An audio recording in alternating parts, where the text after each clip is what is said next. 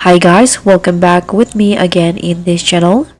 So on today's tutorial, I'm going to show you how you can catch the blue flame ray in Fish It. So the blue flame ray is one of the mythic attire fish inside the Kuhano volcano and also the volcanic cavern. And if you want to enter the new locations in the new Fish It update, the lava basin, you need to also catch this one to finish the quest. So let's just get started. I'm going to show you the location first where I got the fish. So for the location, I got the blue flame ray actually inside the Kuhano volcano and also in the volcanic cavern. So for the volcanic cavern, this is the location where I got the fish.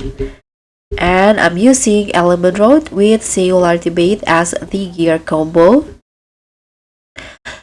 So you can try to catch the blue flame ray so that you can unlock the new area inside this. And that's pretty much all. Thank you so much for watching. Don't forget to like, comment, and subscribe. Also click on thanks.